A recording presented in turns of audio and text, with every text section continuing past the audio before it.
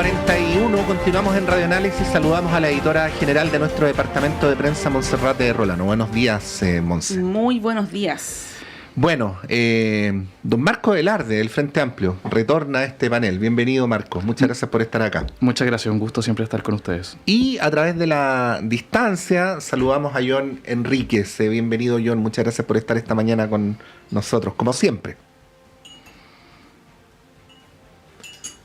Parece que John no nos escucha. Bueno, lo tenemos ahí medio congelado a través de las plataformas.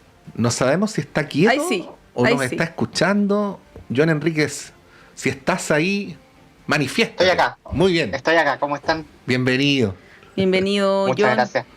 Y bienvenido, Marco, también, ¿no? Bienvenido de vuelta. Ayer ocurrió, tuvo lugar este evento, esta cumbre del salmón o Salmon Summit en la comuna de Frutillar, la ciudad de Frutillar, que en principio iba a ser una suerte de foro, tenía otras características que finalmente terminó teniendo más las de un debate presidencial, ¿no? Se hablaron hartos temas como el tema de la permisología, salió también lo de la ley Lafkenche, la regionalización también. Pero bueno, hay hartas cosas como laterales que comentar o no tan laterales, como el tono que tuvo este encuentro, muy de confrontación entre Janet Jara y José Antonio Kast, cosa que hemos visto, también lo vimos en las primarias, que los candidatos que iban punteando siempre tendían más a tener una actitud más confrontacional. Una Evelyn Matei tomando palco, ¿no? Para decirlo en términos simples, de hecho tuvo unos derechos a réplica y ella evitó tomarlos para no entrar en confrontación, entregó sus propuestas, muy enfocada en el tema de la descentralización, en fin. Y bueno, llama la atención eso, ¿no? Como una suerte de repliegue de Evelyn Matei, que evidentemente es parte de una estrategia, ¿no? Lo comentábamos también a principios de semana, esto también de hacer propuestas que vayan más allá del tema de la seguridad, como salud, ¿no? Con el tema de las listas de espera oncológicas. Se ve una Evelyn Matei mucho más empoderada, podríamos decir, y con un rol distinto al que tenía antes. Eso por un lado, ¿no? Hay que, si pudieran comentarlo. Y lo segundo que me llamó mucho la atención, además de los contenidos, de lo que se habló, es, y esto sí más lateral, es el tema de las redes sociales, porque ayer uno se metía, por ejemplo, a Twitter o incluso, no sé, en TikTok, y las cuentas que apoyan, por ejemplo, a José Antonio Kast o Janet Jara, tenían una suerte de guerra paralela, donde destacaban, decían, bueno, Janet Jara la rompió en la cumbre y los de José Antonio Kast lo mismo, y se veía entre ellos dos mucho, ¿no? Y claro, genera una suerte de distorsión para alguien que no vio toda la presentación, que yo me di la lata de hacerlo para poder hablar con propiedad. No todo el mundo puede hacerlo porque un día martes, digamos, pero queda muchas veces los mensajes que son estos videos cortos de los comandos tanto de gente que apoya, digamos, a Janet Jara o José Antonio Kast, y eso yo lo encuentro complejo, ¿no? Lo digo ahí como un elemento quizás más lateral. Marco.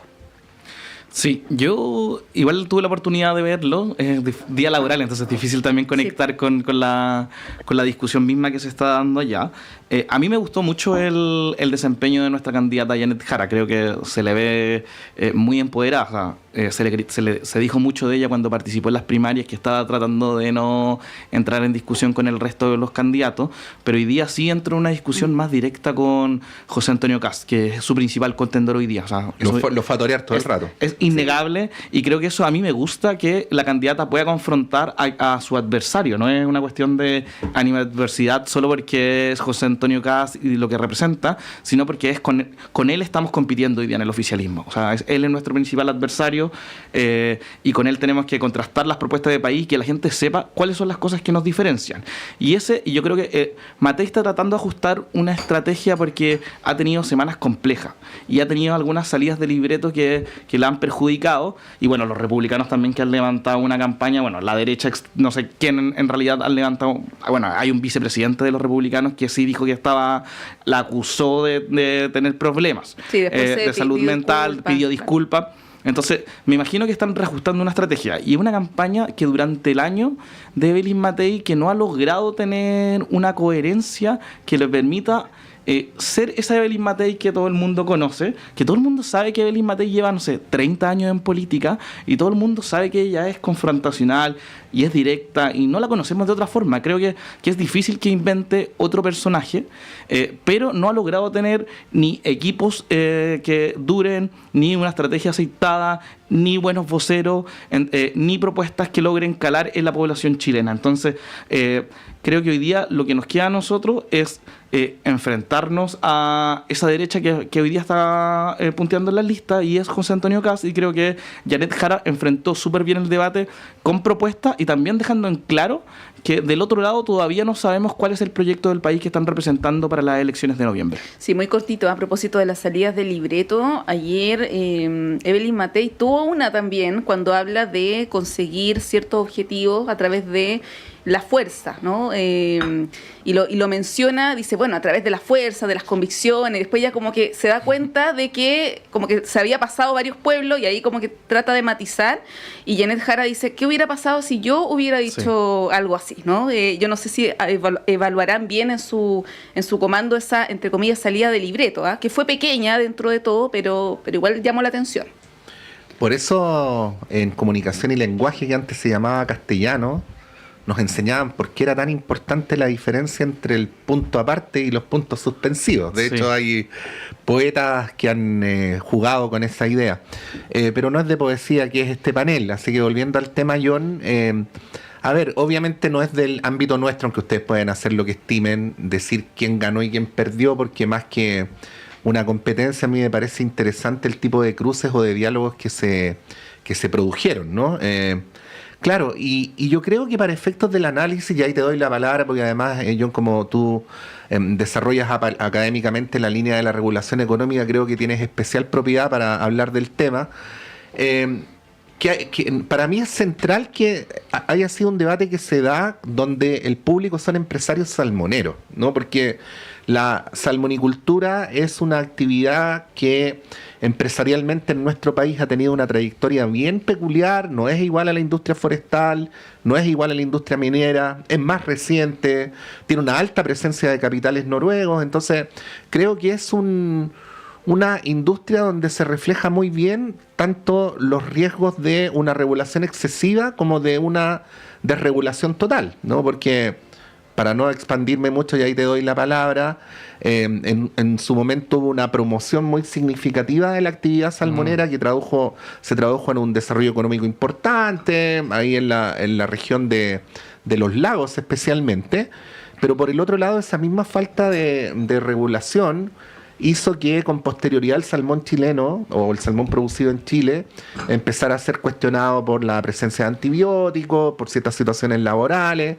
Entonces la pregunta es ¿dónde está el punto virtuoso que permite conciliar, ¿no? Todas estas dimensiones que fueron las que yo, con distintos énfasis, los candidatos trataron ayer en el foro en Frutillar. Ahí quería preguntarte cómo lo ves. Bueno, además de lo que quieras decir de lo que te pareció el foro. A ver, primero me parece súper interesante que sea un gremio el que esté articulando esfuerzos de esta naturaleza que van mucho más allá de lo propiamente gremial. Me parece positivo también que candidatos que probablemente son muy contrarios al desarrollo de esa industria en particular, como Janet Jara, hayan podido asistir y hayan tenido una posición no solo respecto al tema de permisología, sino que también a una ley que ha sido bien cuestionada, que es la ley Lafkenke. ¿Y por qué digo esto? Porque en particular en el proceso constitucional 1, donde los grupos más de izquierda, incluyendo el Partido Comunista, fueron los más influyentes en la Convención Constitucional, habían algunas industrias en particular que fueron cuestionadas, y no fue necesariamente la industria bancaria, por ejemplo, sino que los más cuestionados eran la industria forestal, que recuerdo que algunas iniciativas se aprobaron en general para efectos de nacionalizarlas y dejarlas out, y también la industria salmonera. Había mucha resistencia por parte de algunas comunidades indígenas y también respecto a algunos grupos políticos respecto al desarrollo de la industria salmonera que con sus bemoles y obviamente que con sus errores y aciertos juega un rol importante en el desarrollo de la región austral. Entonces, eso a mí me parece interesante, y creo que la que hizo mejor el trabajo en cuanto a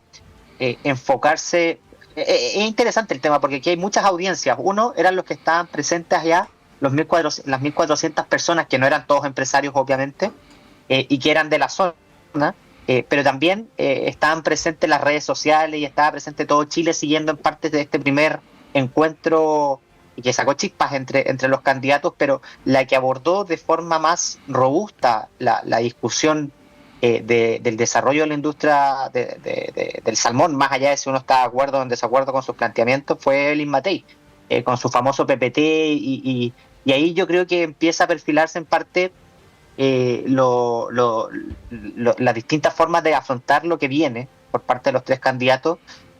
Por el lado de Evelyn Matei, con más énfasis en los contenidos y con más énfasis en tratar de convencer a la ciudadanía, o en particular a la gente de derecha, que ella puede ofrecer mayor gobernabilidad y que está mejor preparada para gobernar que sus contendores. Y por el lado de José Antonio Kast y por el lado de Janet Jara, quizás la mayor nitidez en sus posiciones, y eso obviamente llega a simplificar muchas veces el mensaje y a ser criticado en parte por la superficialidad con la que abordan ciertos temas, o por la ambigüedad con la que abordan ciertos temas también. Entonces, en ese sentido, a mí me pareció mejor preparada Evelyn Matei desde el punto de vista de los contenidos. Me parece que está en una situación compleja respecto a en la parte de las réplicas y en la parte de las interpelaciones.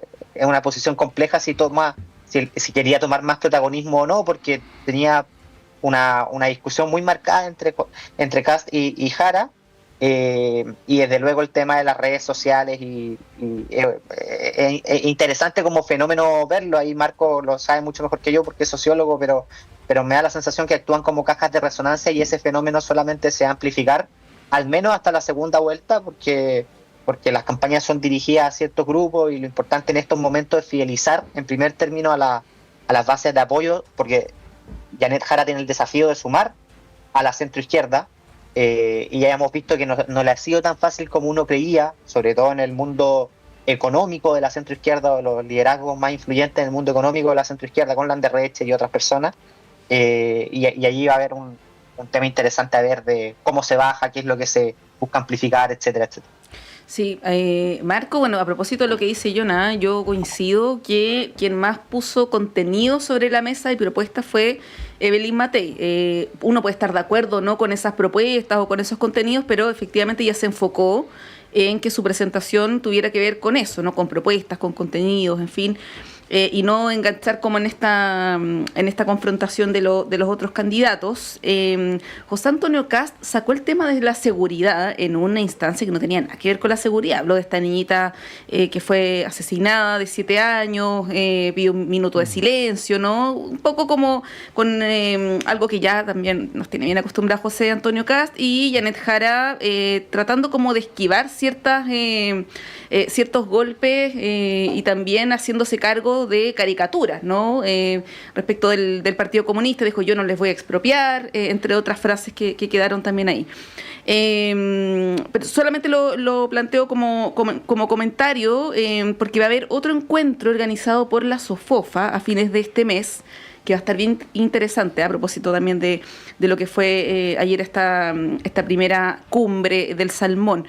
Los quiero llevar al tema que está súper vinculado con esto de la negociación parlamentaria y de los programas. Se esperaba que mañana, vamos a ver si es que eso ocurre o si ella espera una definición de la democracia cristiana, se anuncie por parte de Janet Jara el famoso comando que ha tardado.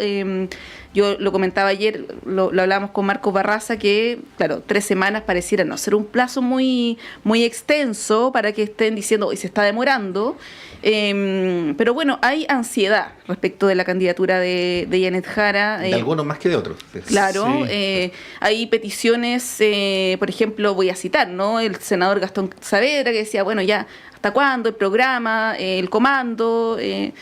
Y hay una cierta incertidumbre también que genera esta ansiedad. Se esperaba que fuera mañana, o se espera que sea mañana, mientras que el viernes, y ahí tú, Marcos, lo debes saber bien, también es una fecha autoimpuesta para definir el tema de la lista única, sí. Que de hecho el diputado Héctor Barría también de la DC se manifestaba a favor de la lista única con la DC, ¿no? Independiente de lo que defina la Junta Nacional el sábado. ¿Cómo analizas en esos dos planos el tema presidencial, que está estrechamente ligado con lo parlamentario? Sí, nuestra candidata no tiene ninguna ansiedad. Ella es la líder hoy día de nuestra coalición, pensando en las elecciones de noviembre, y ella es finalmente quien decide cómo conformar su equipo y cuándo. O sea, esto se va a hacer, y es una preocupación en la que seguramente está trabajando acuciosamente con sus equipos. O sea, hay que sacar la figura aquí de que es el PC controlando todo, porque es parte como de el miedo instalado que quieren instalar otros interesados,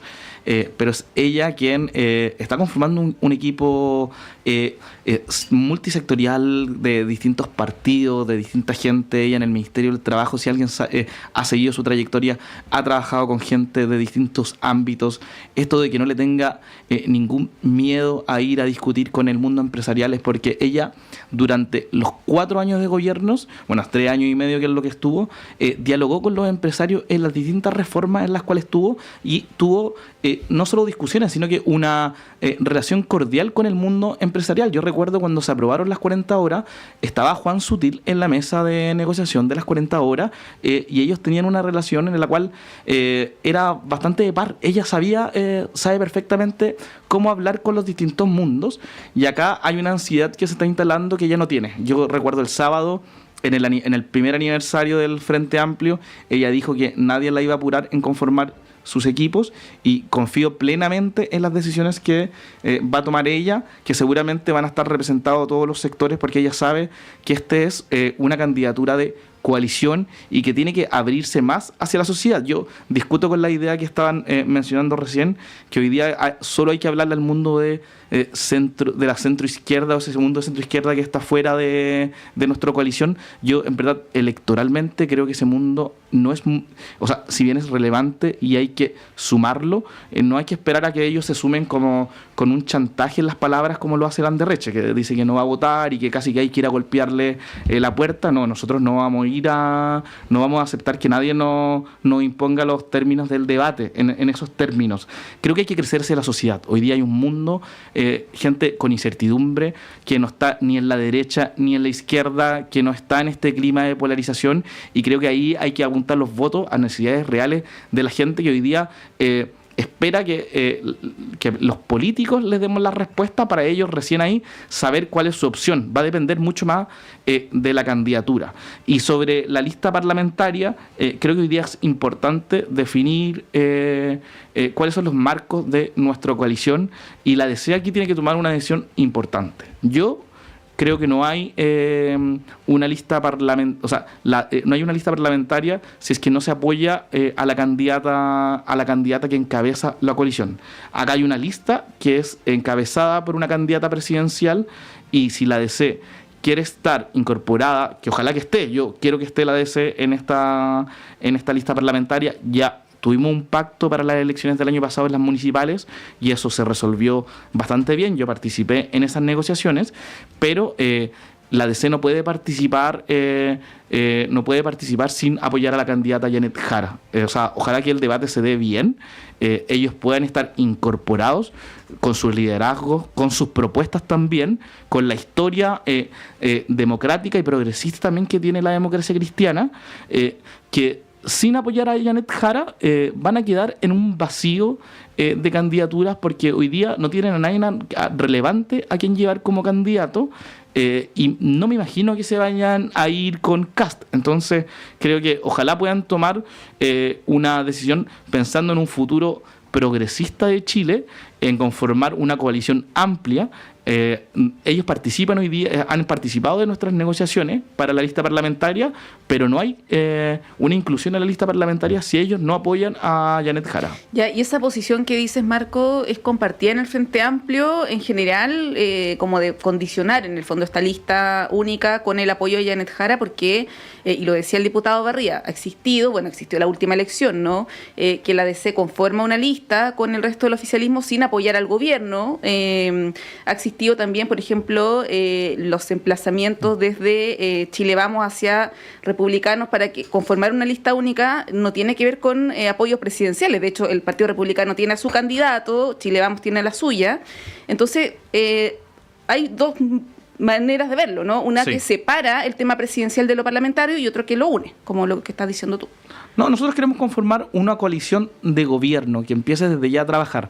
Y creo que las señales que hemos dado anteriormente de que la DC esté incorporada en nuestra lista electoral, como lo fue en la elección municipal, es un gesto de que nosotros podemos formar coalición junto con la DC. Hoy día hay actores muy importantes en la DC, como el diputado Eric Aedo, que están apoyando la candidatura de Janet Jara. O sea, no es que no estén en esta candidatura.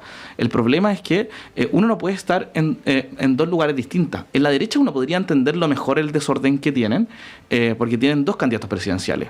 Pero la DC no tiene una candidatura presidencial y está buscando cuál es su candidato presidencial cuando la tienen enfrente.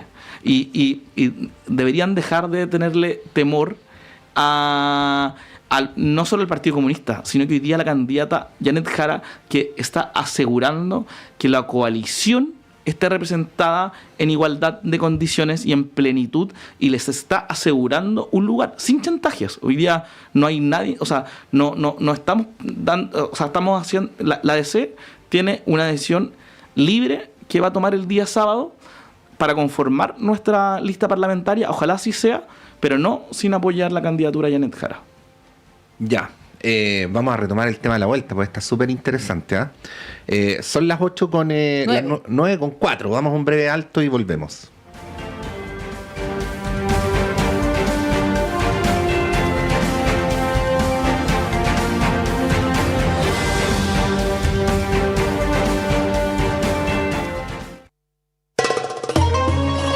¿Qué pide Palestina? El respeto al derecho internacional. Solamente eso. Una de las mayores catástrofes de este siglo XXI se vive en Palestina. Y nosotros, el domingo a las 9 de la mañana, hablamos de Palestina. Palestina por siempre en Radio Universidad de Chile. Encuéntranos en la plataforma Spotify y sintonízanos en Radio Universidad de Chile el domingo 9 de la mañana. Palestina por siempre. Palestina por siempre.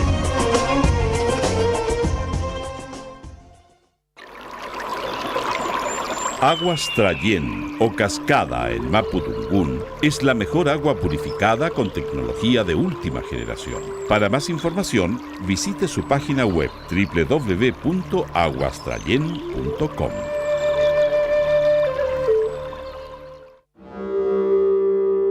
Hola, soy Alessandra Buroto y junto al equipo de Travesías, Arte y Política te queremos invitar a sintonizarnos cada jueves a las 5 de la tarde por el 102.5 de Radio Universidad de Chile.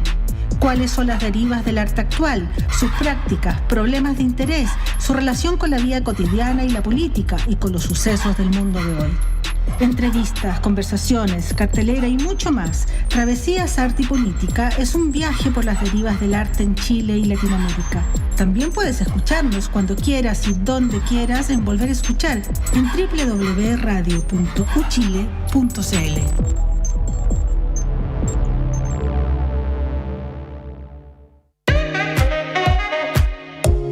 Durante 14 años, el tradicional espacio ciudadano saludable de la Facultad de Odontología de la Universidad de Chile ha acompañado un proceso de sensibilización y comunicación sobre las complejidades del fenómeno de la salud, formando una amplia y diversa red desde la academia, las y los tomadores de decisión y las organizaciones de la sociedad civil.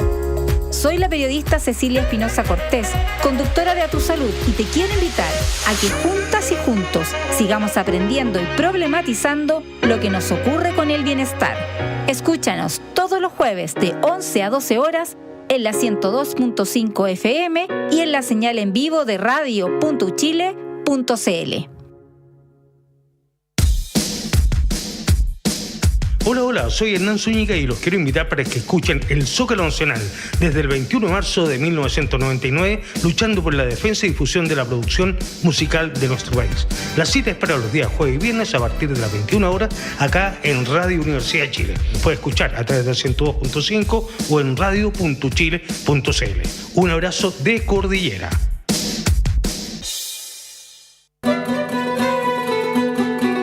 Radio Universidad de Chile, 102.5 en la banda de frecuencia modulada, te invita a escuchar Caleidoscopio de la Salud. Del Departamento de Enfermería de la Universidad de Chile, un programa que respeta la autonomía y apoya la decisión informada de las personas frente al cuidado de su salud y la de otros. 110 años a la vanguardia de los ciudadanos en la salud del país. Caleidoscopio de la Salud, todos los sábados a las 12 horas.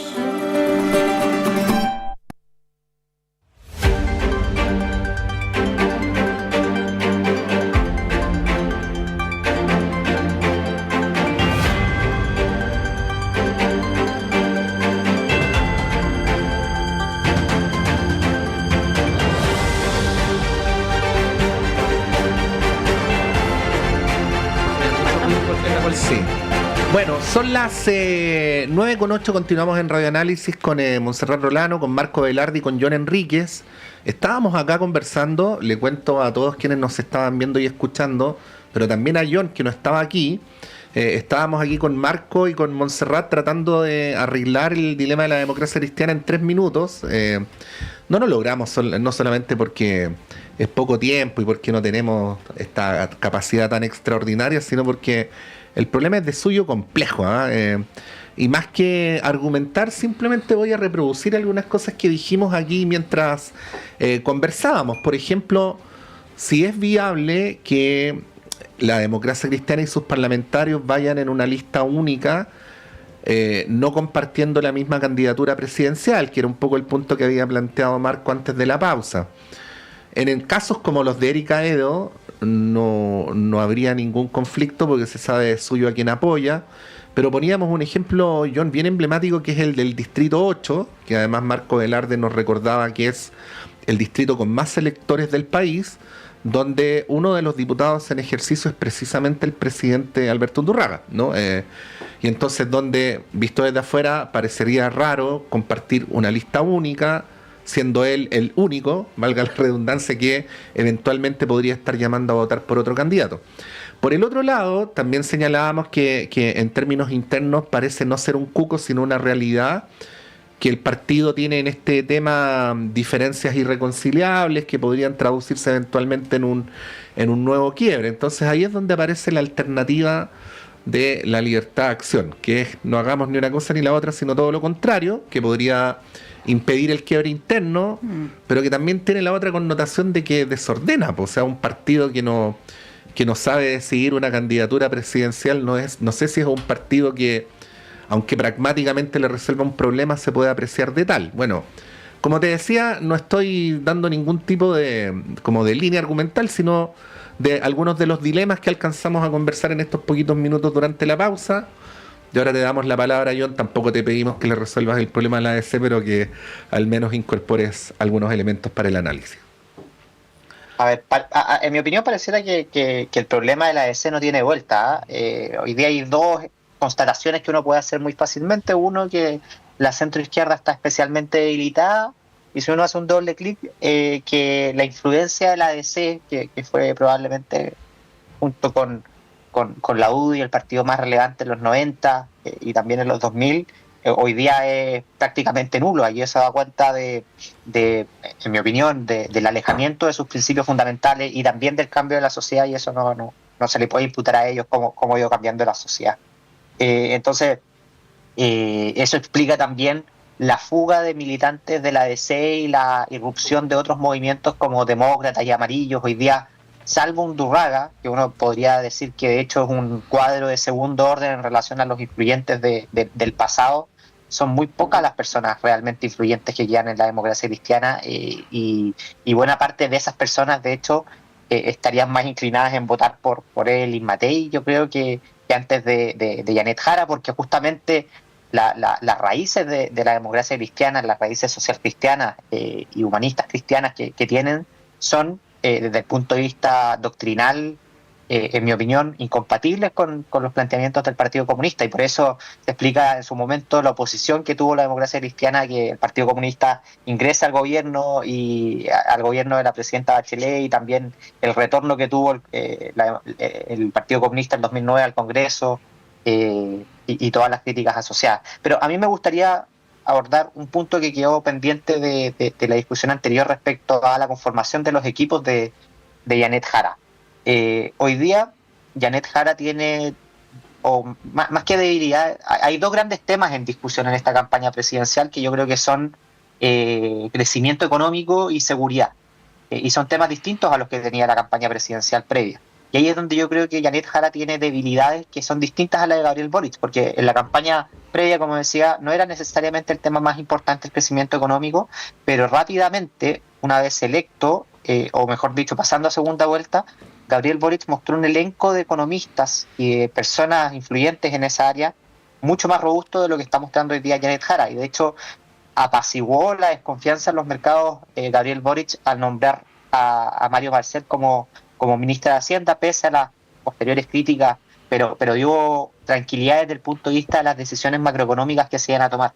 Hoy día, si es que Janet Jara quiere al menos empatar o que no sea tan débil su candidatura desde el punto de vista económico, requiere de forma urgente tener cuadros económicos que le generen confianza al mercado, en definitiva. O sea, que hay una cuestión de también construir con la sociedad, pero también los mercados se resienten y tienen expectativas y se van adelantando a esas expectativas.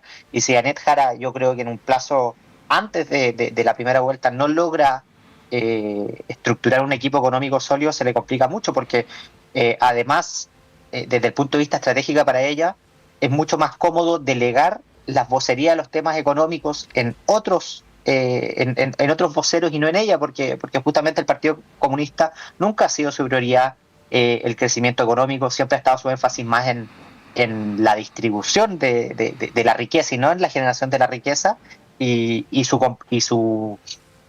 planteamientos desde el punto de vista de política pública también han estado puestos con esos énfasis. Entonces yo creo allí que tiene un desafío, y a diferencia de Marco, yo creo que sí debiera o debe haber una urgencia por tratar de convencer a un par de rostros importantes para que asuman roles de coordinación económica y vocería económica también. Y era una de las dificultades que tenía José Antonio Kast en la elección previa, y que ahora se ha ido mitigando por la incorporación formal de Jorge Quiroz como coordinador, que es una persona muy respetada en el área económica, y uno podrá tener sus diferencias en algunas políticas públicas o no, pero sí viene a ser un contrapeso importante a los equipos numerosos e influyentes con cargos previos que ha tenido o que forman parte de los cuadros de Evelyn Matei. Marco, bueno, tomando lo que dice John, ¿no? El tema de los equipos, que efectivamente Evelyn Matei es la que se muestra más sólida, bueno, alguien que además lleva mucho tiempo siendo candidata, pero más sólida en términos de los equipos particularmente económicos, ¿no? Tiene detrás de ella expresidentes del Banco Central, exministros de Hacienda, en fin, que un poco también lo que tenía Carolina Toá. Uno podría estar de acuerdo o no con sus ideas, pero en términos de equipos, de experiencia, Evelyn Matei es la más sólida en eso. Janet Jara es una cuestión que está en construcción, que vamos a ver mañana o dentro de los próximos días si es que esto se confirma. Y José Antonio Kast, claro, tiene la figura de Jorge Quiroz, pero más allá de eso tampoco se ve mucho más, ¿no? Esto es una apreciación personal. Ahí te quería preguntar cómo lo ves, ¿no? El tema de los equipos que plantea John, y también a propósito de lo que hablábamos de la democracia cristiana y del tercer lugar de Evelyn Matei, que es algo que se ha escuchado harto y uno lo lee en columnas y en comentarios. Esta suerte de orfandad del centro, de la centro derecha y de la centro izquierda, ¿no? En caso que se confirme lo que muestran las encuestas de una segunda vuelta entre Janet Jara y José Antonio Kast, esto de que hay una sensación de orfandad, como digo, ¿no? De quienes se sienten representados por las ideas de la centroizquierda. Tuvimos la entrevista el fin de semana a Landerreche, que explicaba un poco su posición sobre Janet Jara, pero no es el único. Ha habido varios economistas también que lo han señalado, y uno también podría eso llevarlo al caso de José Antonio Kast, ¿no? Y de cómo personas de centro derecha no se sienten identificados con las posiciones de José Antonio Kast, ¿no? Ahí está el tema de los equipos y, como te decía, lo de la orfandad de un mundo que puede que no tenga muchos votos, como decías tú, pero representa una corriente de opinión, de pensamiento, que además es muy influyente a través de los medios de comunicación.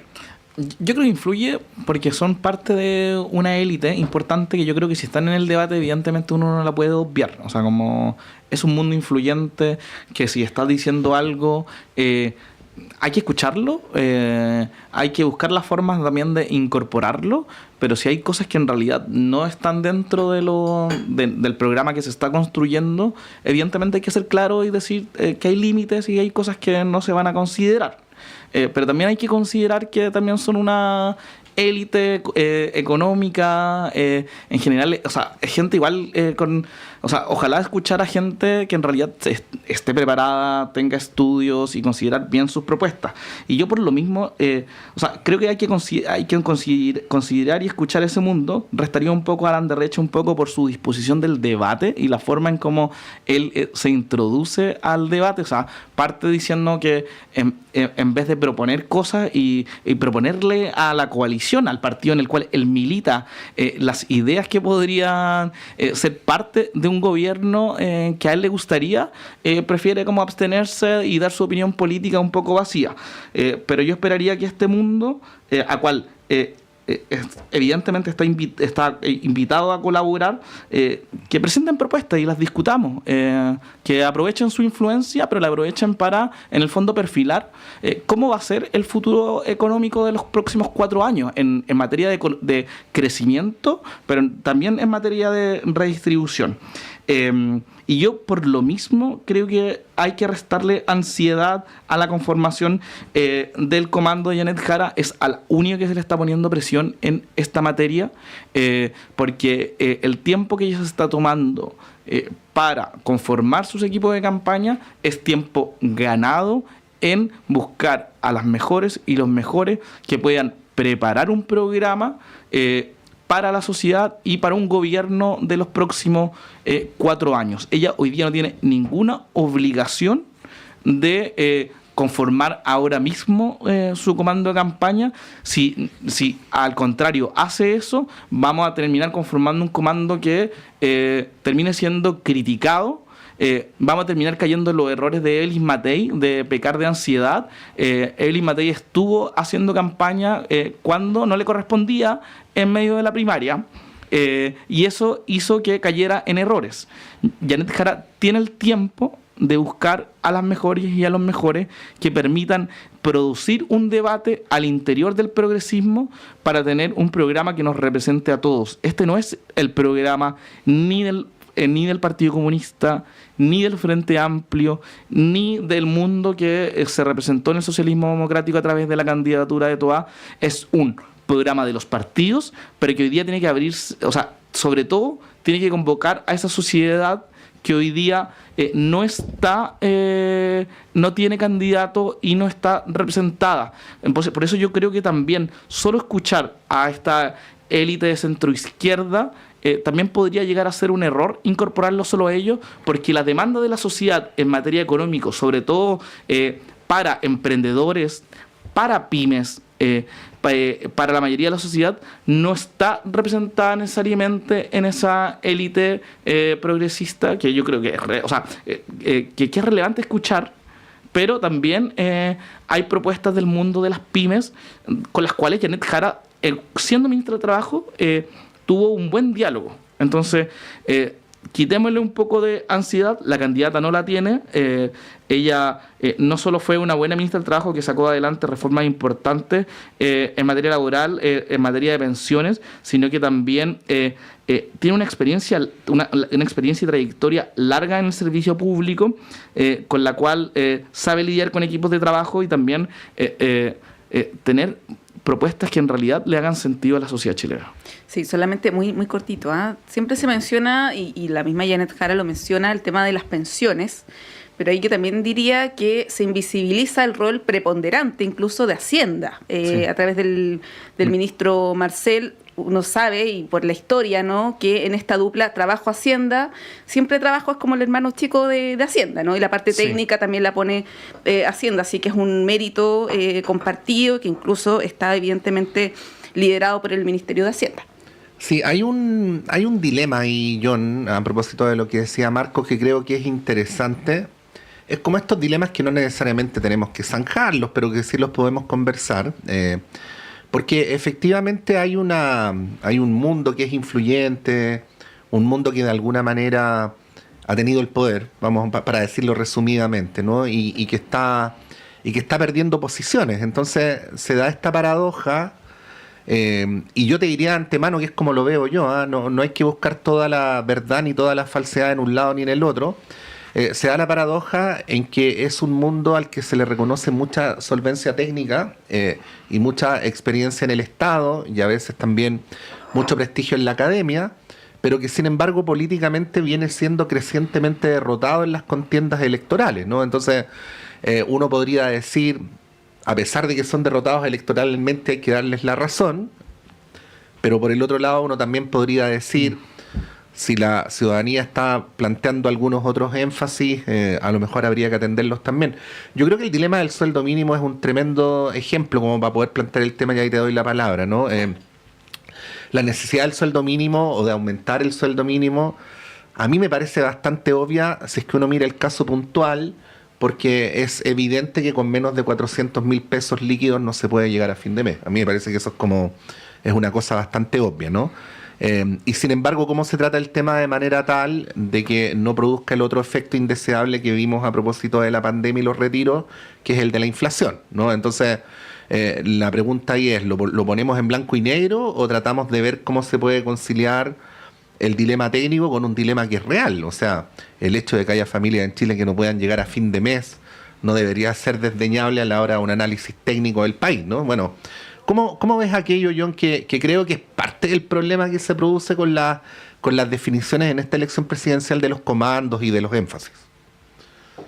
Sí, a ver, yo creo que siempre hay ciertas disciplinas en la vida política de los países que son las que influyen más en un momento determinado, y en los 90, los 2000, que duda cabe, la opinión económica de los economistas chilenos formados en casas de estudios americanas era influyente y marcaba justamente la posición de los gobiernos. Eso cambió, en mi opinión, con el estallido social. Vimos algunos antecedentes previos donde la opinión de los técnicos muchas veces era ignorada en el Congreso y se avanzaba en políticas públicas que donde había un consenso técnico, no había necesariamente un consenso político, y eso obviamente supone dificultades. Yo creo que la política pública exitosa no puede ser capturada por un solo tipo de especialista. Yo creo que los problemas son súper complejos y por lo tanto se necesita sentar a una mesa a economistas, abogados, sociólogos, filósofos, porque de otra forma esas políticas públicas que desde el punto de vista económico, por ejemplo, puedan ser sensatas, no necesariamente van a tener legitimidad social. Entonces es una cuestión de interdependencia. El tema es que los países también tienen distintas prioridades en momentos económicos distintos, y hoy día la principal demanda de la ciudadanía, además de la seguridad, del crecimiento económico, y hay dos cosas que se pueden constatar.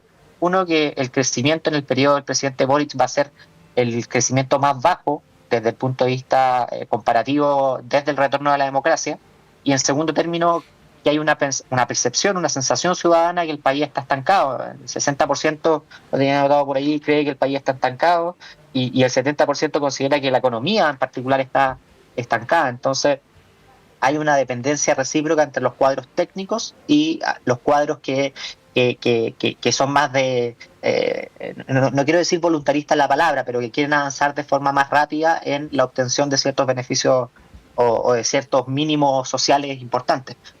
¿Por qué? Porque al final la historia nos demuestra que cuando se adoptan políticas públicas mal diseñadas, aunque sean bien intencionadas, el pato lo terminan pagando en definitiva las personas menos preparadas justamente para adaptarse a esos cambios.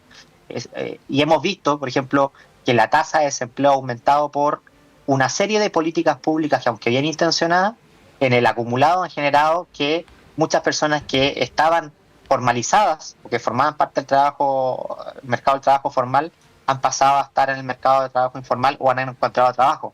Estoy pensando en la aplicación simultánea de la ley de 40 horas, por ejemplo, con el aumento del sueldo mínimo, con el aumento de exigencia de muchas empresas para elevar sus estándares en materia laboral.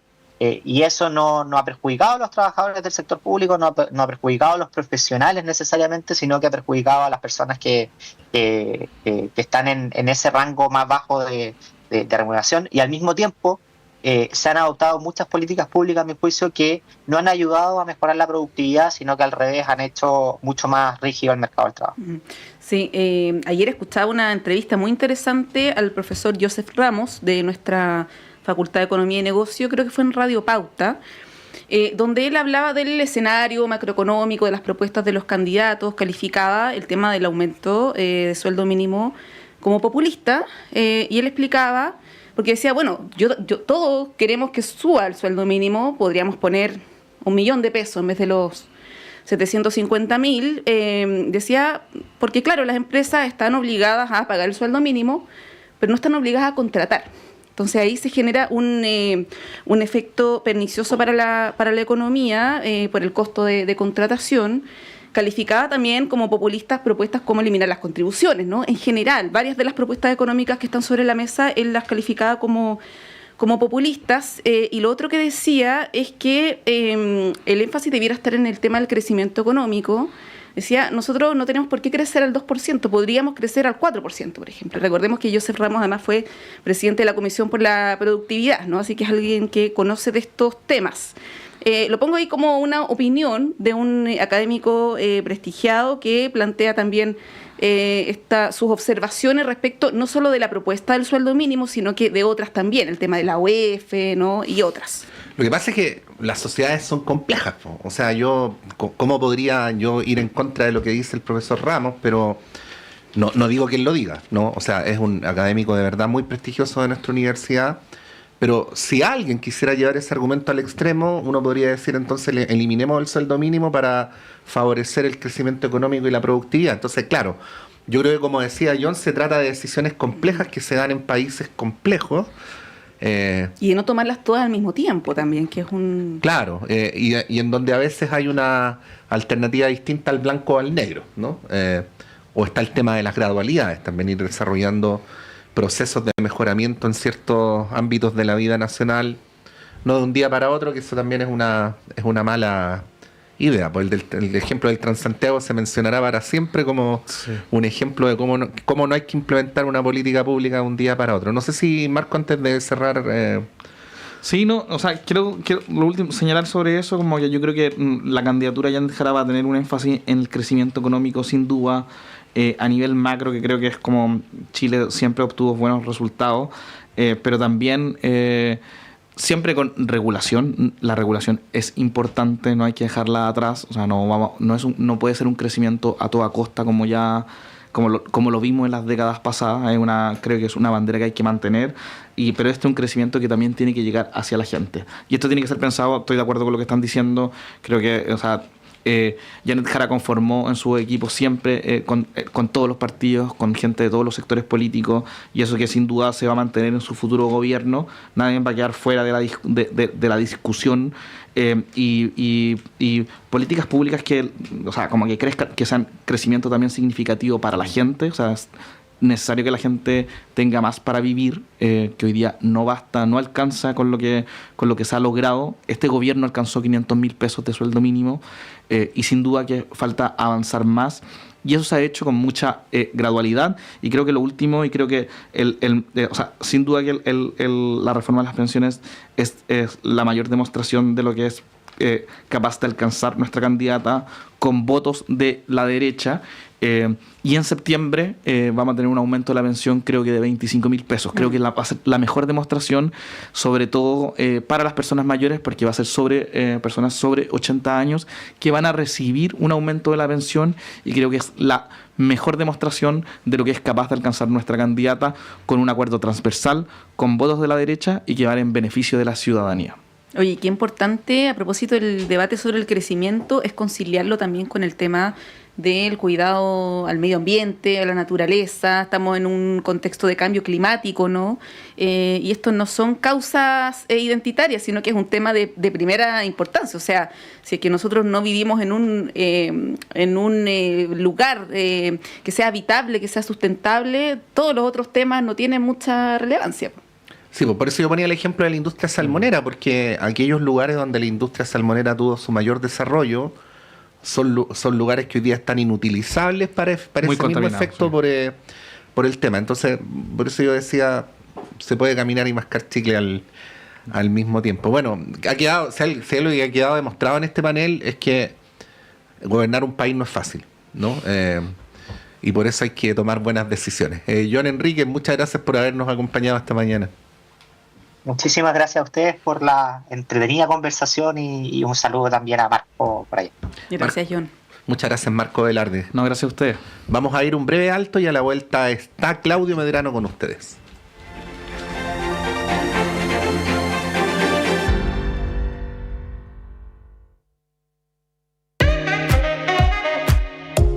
Durante 14 años, el tradicional espacio ciudadano saludable de la Facultad de Odontología de la Universidad de Chile ha acompañado un proceso de sensibilización y comunicación